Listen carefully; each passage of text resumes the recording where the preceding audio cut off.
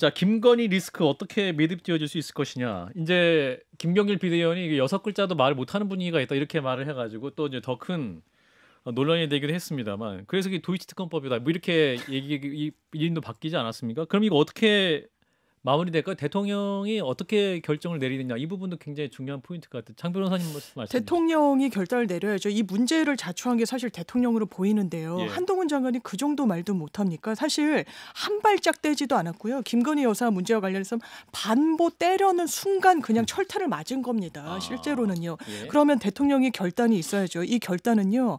특검과 관련해서는 이미 거부권을 행사했기 때문에 이제는 손 놓고 예. 오히려 뭐 당과 소통해서 이거는 특검법을 받아야 됩니다. 그리고 김건희 여사 명품백, 저는 오늘도 이철규 의원이 교통사고 피해자의 비유를 하던데 예. 상당히 깜짝 놀랐습니다. 아하. 이건 피해자라고 생각하는 국민이 계실까요? 이거는 피해자가 아니에요. 어떤 역대 영부인이 명품백을 받습니까? 파우치라고 이걸 가치를 낮추지도 마십시오. 300만 원이 넘는 고가의 파우치 일반 서민들 살 수 없습니다. 그리고 본인이 뭐 이제는 남북 문제를 한번 들여다보고자 한다. 이제 더는 이런 거 가져오지 말라고 해서 혹시 2번, 3번 받았나? 이런 의혹까지 자초했어요. 그런데 이것을 마치 없는 일처럼 그냥 그대로 가서 총선을 치른다? 국민의힘 내부에서 부글부글하지 않을까요? 서울 수도권에서 특히나 채비를 하고 계신 분들이 뭐라고 생각할까요? 이거는 아마 당 안에서부터 터져 나올 겁니다. 자, 일단 이철규 인재영입위원장이 오늘 관련해서 이제 김건희 여사는 피해자다, 몰카 공장에다 강하게 주장을 했는데 그 부분 영상을 듣고 또 말씀 이어가겠습니다. 그거는 몰카 공작이잖아요, 여러분. 여러분 가시다가 교통사고 나시면은 교통사고를 야기한 사람이 책임을 져야 됩니까? 왜 집에 안 있고 길거리 나와가지고 교통사고 당했냐라고 책임을 물으면 여러분들께 묻는다면 동의하시겠어요? 똑같은 케이스잖아요. 불순한 목적을 가진 분이 그 몰래 카메라를 가지고 들어가서 여러 가지 바람직하지 못한 일이 발생했는데 그걸 가지고 피해자에게 사과하라고 한다는 것은 저는 개인적으로 생각이 다릅니다. 예, 자, 피해자에게 사과하라는 것은 개인적으로 생각이 다르다, 이렇게 이철규 인재영입위원장이 입장을 밝혔습니다. 사실은 현재 이제 국민의힘 내부에서 지금 윤핵관으로 남아있는 마지막 분이다, 이렇게 또 평가를 받고 있는데 결국 이철규 의원의 입장이 또 대통령의 입장이 아니나 이렇게 생각하시는 분인데, 자, 서동욱 변호사님. 이 문제는 이제 예. 대통령이 사적으로 부인을 비호하는 예. 이런 문제가 아닙니다. 예. 지금 이제 야당이나 우리 그 일부 좌파 세력들은요, 예. 김건희 여사를 이렇게 약한 고리로 보는 거예요. 그리고 이제 윤석열 정권의 타결 가하기 위해서 김건희 여사를 집중적으로 가짜뉴스로 공개하고 있는 겁니다. 예. 김 여사 줄리 아닙니다. 마리 앙토네트 아닙니다. 주가 조작부 아닙니다. 학위 위조부 아닙니다. 근데 이걸 전부 가짜뉴스로 마치 악마화하면서 하고 있잖아요. 예. 이걸 자국의 개인 부인을 비호하는 게 아니고, 저는 정권에 대한 조직적인 가짜뉴스 공격, 이런 게 이루어지고 있는 거예요. 예. 여기에 대해서는 당이 총력적으로 대응을 해야지. 거기에 일부 인사들이 놀아나가지고 김건희에서 사과해야 된다 어쩌고 저쩌고, 이게 잘못됐다는 겁니다. 앞으로 대응을 저는 근본적으로 대응이 바뀌어야 된다. 우리가 박근혜 대통령 때 보수가 한번 개별되면서 가짜뉴스에 얼마나 당했습니까? 지금 와서는 진실이 하나하나 드러나고 있지 않습니까? 예. 저는 김 여사를 개인적으로 비호하는 게 아니고 이게 정권에 대한 조직 공개이기 때문에 여기에 대해서 이제 시시비비를 가리된다는 거예요. 근데 가방을 어떤 수령하는 그 장면은 나온 건 분명하지 않습니까? 그럼 그 부분에서 어떤 게 가짜 뉴스라는 거죠? 지금 이게 그때 장면을 제가 10번 이상 돌려봤는데 예. 3가지가 없어요. 어떤 게 없습니까? 첫째는 이제 그 청탁이나 부정한 민원이 없습니다. 예. 근데 아버지하고 선친과 이해관계로 이게 접근하는 뭔가 이게 어떤 부정한 청탁이나 민원, 예. 이게 없었잖아요. 예. 그다음에 두 번째가 김건희 여사가 이게 적극적으로 선물을 요구하거나 예. 오히려 안 받겠다고 했지, 예. 수수도 아니고 그냥 이게 놓고 갔던 겁니다. 예. 적극적인 요구가 없었어요. 예. 그다음에 세 번째로 이 물건을 사용하지 않았습니다. 예. 이 목사는 1년 동안 기다렸어. 혹시 이거 들고 다니면 찍으려고. 근데 안 쓰고 바로 그냥 규정에 따라 보관했지 않습니까? 사용이 아니라 없지 보관이다. 않습니까? 3가지가 없었다는 거예요. 자, 한민수 대변인. 제가 그 기자 시절에 논설위원 때 아마 이 김영란법이 도입된 걸로 기억합니다. 예. 언론인들이 포함이 됐잖아요. 집에 갔더니 제 아내가 이제 앞으로 자기는 어떻게 하면 되냐고 하더라고요. 그래서 예. 3만 원 이상 밥도 먹지 말고 음. 누가 줘도 뭣도 받지 마라. 예. 일개 신문사 논설위원 나부랭이가 그렇게 했습니다. 음. 집에 가서. 근데 대통령의 부인이 영부인이 예. 사저에서 음. 수백만 원짜리 명품백을 받는 영상이 있는데 저게 어떤 식으로 해명이 됩니까? 몰카 취재 좀 기다려 보세요. 저도 얘기 좀 합시다. 예. 말씀하세요. 그 함정 취재 부분은 제가 예. 잘 됐다는 거 아닙니다. 저도 언론인인데 예. 출신인데 그 잘못된 부분이 있으면 거기에 마땅한 합당한 비난을 받고 처벌을 받으면 됩니다. 예. 하지만 음. 대통령 다른 분도 아닌 우리 국가 최고 지도자의 부인께서 예. 이런 영상이 나오고 음. 명품백을 받는 게 있었으면 그 즉시 돌려주거나 아니면 무슨 이유 때문에 받았다고 한다면 이 보도가 나온 직후라도 뭔가 해명을 하고 예. 뭘 했었어야 됩니다. 예. 지금까지 단 한마디 안 했습니다. 그리고 이철규 좀 전에 의원 나오던데 네. 정말 국민의힘은 저게 공통된 생각입니까? 저 생각 갖고 정말 총선에서 국민들에게 표 달라고 할 수 있겠습니까? 교통사고하고 똑같다는 표현을 쓰는 걸 보고 좀 경악했어요 지금. 그리고 김건희 여사 특검법 예. 그거 국민들이 어떻게 보는지는 여론조사 다 나오잖아요. 예. 배우자 방탄하겠다고 특검법 국회 통과됐는데 거부권 쓰지 않았습니까? 아니 도이치 마무리. 독일 아닙니까? 예. 독일은 뭐 문제가 있습니까? 도이치 특검. 그거 뭐예요? 독일이 문제 삼으면 어떡하려고. 그래서 그런 말 하지 마시고 좀 정론으로 국민들 마음 얻을 수 있게 행동하시는 게 좋지 않나 싶어요. 정광재 대변인. 이철규 인재영 위원장이 한 얘기는 예. 뭐 일정 정도 뭐 비유가 좀 과장된 측면이 있기는 하지만 예. 얘기를 하려고 했던 그 요점은 명확합니다. 이게 함정 몰카였다. 불법적인 요인이 있었다라는 점들을 예. 국민들에게 조금 더 소상히 설명을 드려야겠다는 예. 측면을 말씀드린 거고요. 예. 아까 서정욱 변호사님 얘기 잘하셨는데 지금 김건희 여사에 대한 민주당과 적대 진영의 공격은 거의 마녀 사냥에 가까울 정도로 이 김건희 여사를 약한 고리로 보고 예. 윤석열 정부의 정권의 흠집 내기용이다. 저희는 그렇게 보고 있는 겁니다. 그리고 예.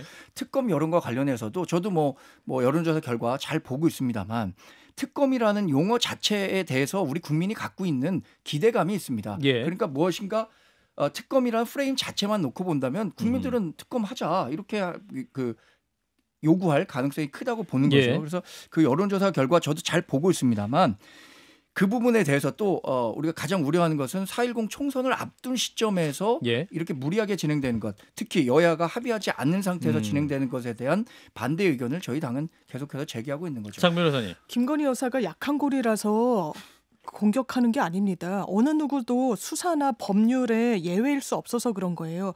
법률 말씀 주시니까 그렇다면 짚어보겠습니다. 이 영상이 법원에 현출이 된다? 증거를 못 쓸까요? 그렇지 않습니다. 왜냐하면 수사기관이 뭐 영장 없이 뭐 확보를 한다거나 하는 거는 증거를 못 쓰죠. 개인이 확보한 수집 증거에는 위법성이 다소 있다고 하더라도요. 예. 법원의 태도는 이 기능하는 공익성 그리고 불법성을 형량 그러니까 비교하게 돼 있습니다. 예. 그런데 이거 공익성이 훨씬 크다고 볼 가능성이 높아요. 그러니까 천하람 변호사기도 하죠. 예.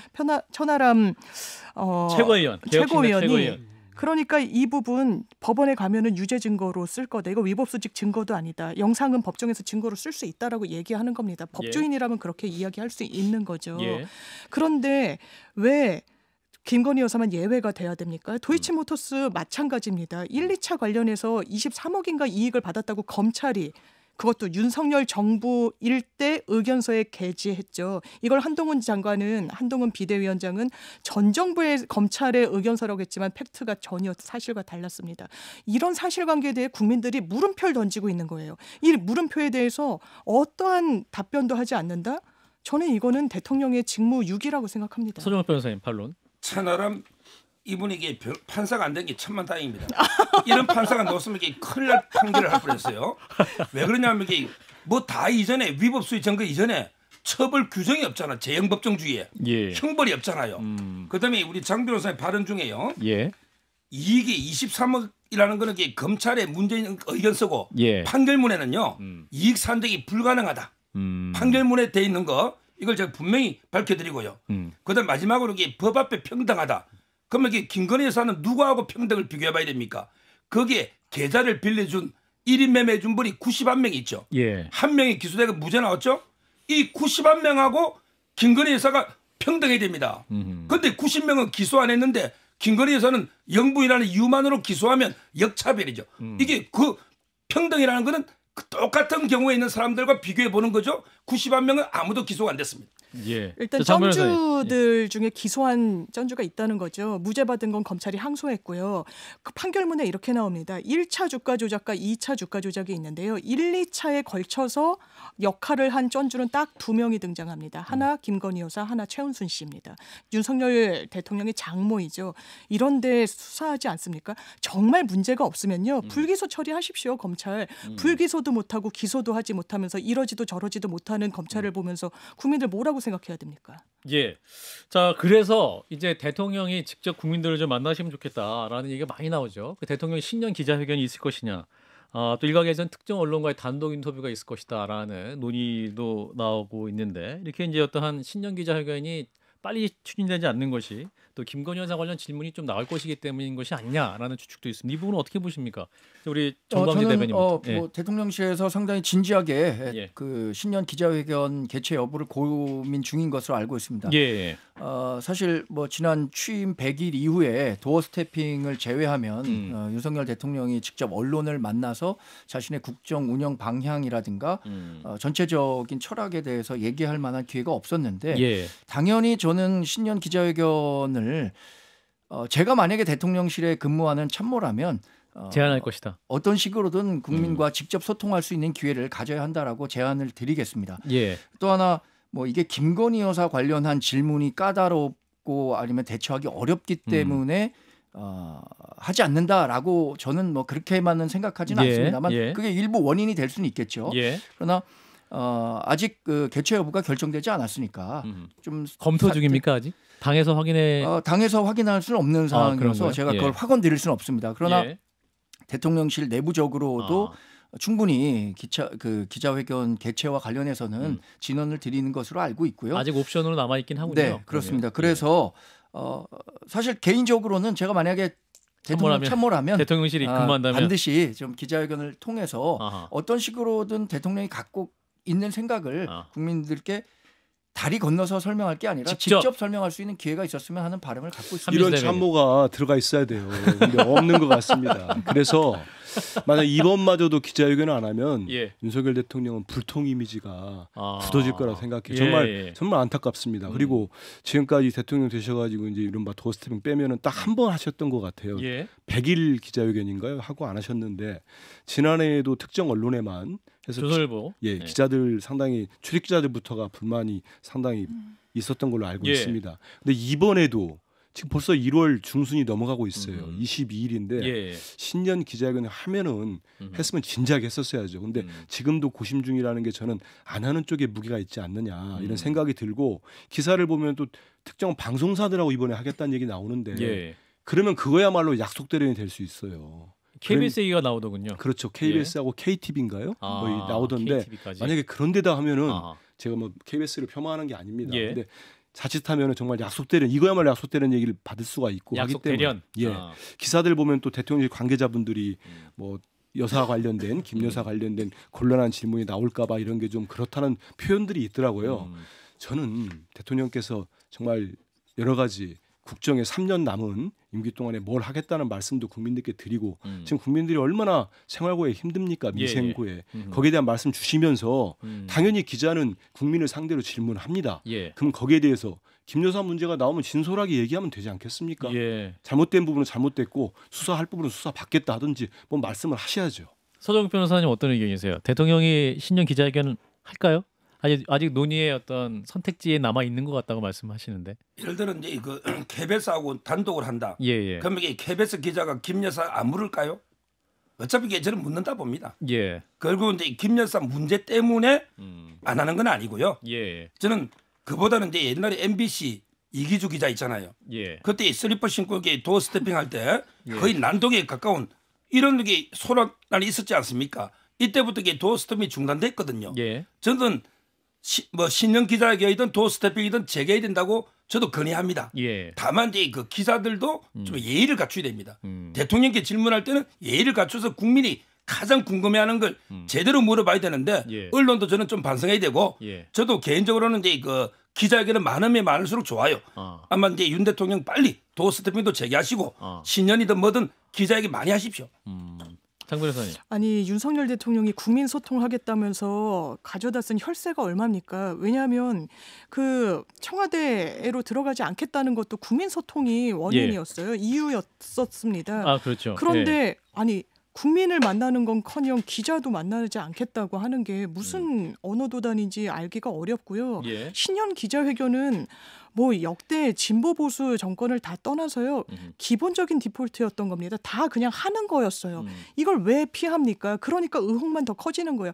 본인에게 부담되는 질문을 던지는 걸 예의 없다고 폄훼하면 안 된다고 생각합니다. 김대중 대통령이 말씀하셨잖아요. 기자는 정치인이 만나는 제일 처음 만나는 국민입니다. 그런 태도로 언론을 대해야지. 누구는 특별히 비행기에서도 특정 언론사를 불러다가 이야기를 나누고 예. 이게 언론을 대하는 태도면 되겠습니까? 예, 일단 아무튼 네 분 공통적으로 대통령 신년 기자회견을 하면 좋겠다라는 바람을 밝혀주셨고, 자, 한 5분 남았어요. 마지막으로 그 이준석 대표의 개혁신당 얘기를 좀 해보겠습니다. 지난 토요일에 공식 출범했습니다. 이준석 정강정책위원장이 초대 당대표로 선출이 됐는데 한국의 희망과 함께 새로운 선택과 함께 미래 대연합과 함께 새로운 미래와 함께를 외치면서 연대하겠다라는 입장을 밝혔습니다. 자, 제3지대 통합 어떻게 될 것인지 전망해 주실까요? 먼저 정광재 대변인부터 말씀 주시죠. 제가 오늘 여기 첫 방송에 나왔는데 예. 상당히 까다로운 이슈와 질문으로 지금까지 굉장히 수세였습니다. 예, 이번에 공격적인 모습으로 말씀하시는 공격적이라기보다는 이제 조금 좀 전혀 마음 수세를 못 편하게 느꼈는데. 아니다. 제가 굉장히 마음이 불편했는데 예. 그 제3지대로 가니까 예. 제가 마음이 기자 편해지셨어요. 시절에 했던 그 수준으로도 한번 말씀 주세요. 평론을 해드리겠습니다. 예. 우리 제3지대는 예. 뭐 빅텐트 치겠다고 했는데 예. 뭐 이준석 대표 같은 경우에는 빅텐트도 넘어서 큰 집을 집을 짓겠다고 짓고 싶다. 하겠는데 그러려면 기둥이 굉장히 튼튼해야 되잖아요. 예. 빅텐트를 치려면 가운데 기둥이 굉장히 크고 그렇죠. 높아야 하는데 예. 이준석 전 대표가 그렇게 가운데 기둥으로 높고 크냐라는 부분들에 대해서 많은 분들이 의구심 어린 시각으로 보고 있을 거라 생각이 들고요. 예. 사실 어떻게 생각하면 지금 우리 무당층이 뭐 한 30% 가까운 사람들이 있기 때문에 이거 예. 갖고 오면 뭐 충분히 뭐 3, 40석도 가능하지 않겠느냐 이렇게 보고 플레이를 하는 것 같은데 예. 이 무당층은 선거가 막바지로 되면 치달을수록 10% 이하로 줄어듭니다. 그리고 10% 중에서도 대부분 투표 안 하러 갑니다. 그렇게 되면 이 무당층이 3지대의 큰 바탕이 될 것이다라고 생각하는 건 굉장히 큰 오판이다 이렇게 무당층을 보고 있습니다. 자극하는 발언이셨습니다. 저는 그렇게 생각하면 무당층이 적극적으로 투표장에 좀 나와 주셨으면 하는 바람을 갖고 나와주셨으면 있습니다. 좋겠다. 예. 그 바람. 자, 한민수 대변인. 근데 이미 저는 이준석 개혁신당 예. 대표가 골든 타임이 지났다고 했잖아요. 그렇죠. 좀 쉽지는 않을 것 같습니다. 통합이. 예. 아. 그리고 이제 느슨한 연대 정도 뭐 선별적으로 지역에서 연대를 한다든지 예. 뭐 비례대표를 낼 때는 그 또한 뭐 안 되겠죠. 비례대표 예. 각 당이 되는 거기 때문에 예. 그 이유는 이준석 개혁신당은 좀 실체가 있어 보이고 실제로 어떤 지지율이 있는 것 같은데 예. 나머지 당 지금 준비하신 분들한테 미안합니다만은 크게 어떤 국민들로도 호응을 못 받고 있는 것 같아요. 아하. 그러면 이준석 대표 입장에서는 뭐 좀 시쳇말로 본인 밑으로 이렇게 오겠다면 말리진 않겠지만 거부하진 않겠지만은 어떤 당대당 통합이랄지 아니면 큰 텐트를 쳐놓고 우리 거의 동일한 지분으로 모여서 총선을 치러보자는 어떤 제안에는 저는 거의 응할지 않겠나 부정적인 말씀 주셨고. 서 변호사님. 저도 이제 그 제3지대는 뭐 텐트든 집이든 불가능하다 보는 게 두 그래요? 가지 이유. 예. 공약과 공천. 아하. 첫째 공약. 예를 들어 떡볶이 방지법에 동의할 당이 있을까요? 이준석 신당 말고 예. 이낙연 신당에서 떡볶이 방지법 하자. 이게 됩니까? 65세 이상 노인들에게 지하철 이용 못하게 하자. 이게 됩니까? 전혀 5개 정파 세력의 공약이 공통 분모가 놓을 수가 없어요. 정책 비전이. 예. 이게 힘들고 예. 두 번째는 이제 공천인데 결국 지역구는 뭐 다 전멸하겠지만 비례잖아요. 아직 선거가 안 됐기 예. 때문에. 근데 비례인데 5개 세력이 하나씩 나눠 묻어게 5번 되면 한 석밖에 안 되잖아요. 이게 이해 조절이 되겠습니까? 저는 공약과 공천 공천 때문에 때문에 어렵다 봐요. 장 변호사님. 저는 폭발력은 국민의힘 공천에 달려 있다라는 생각이 들어요. 예. 개혁신당은 보수 정당을 개혁하는 신당 그런 의미를 담고 있잖아요. 그런데 우리 이삭줍기 하겠다. 민주당에서 공천 탈락자들 아마 개혁신당과 손잡기 어려울 겁니다. 이건 기본적으로 정체성이 다르니까요. 그런데 국민의힘은 얘기가 다르죠. 그런데 지금 공천 제대로 공정과 상식에 근거해서 할 수 있을까요? 아마 당내에서도 약간의 물음표는 제기될 거라고 생각합니다. 1년의 과정들을 보면서. 그러면 나오는 사람들이 쭉정이가 아니라 알곡이다라고 이야기하면서 반사이익을 이 제3지대 특히 이준석 신당이 받아갈 거라고 생각합니다. 예, 여야 대변인 15초씩 말씀하시죠. 저희 공천에 대해서 걱정해 주셨는데 저희가 보수정당 최초로 시스템 공천 만들었고요. 공천 과정 공정하다 그랬고 이길 수 있는 공천하겠다고 했으니까 그렇게 이해해 주시면 되겠습니다. 민주당 얘기 안 해도 되죠? 예. 아니, 시스템 공천 얘기하셨는데 예. 그 다음 날 이른바 김경률 사단이 났어요. 그 마포을에서. 그래서 뭐 우리 당 같은 경우는 뭐 이미 지난 총선에도 그렇고 그전 총선에도 시스템 공천으로 다 정착이 돼 있습니다. 그래서 예. 그런 부분들은 좀 배울 건 제대로 배웠으면 좋겠어요. 예. 자, 오늘 여야 대변인 토론 재밌었습니다. 네, 정광재 국민의힘 대변인, 한민수 더불어민주당 대변인 두 분 고맙습니다. 네, 감사합니다. 고맙습니다.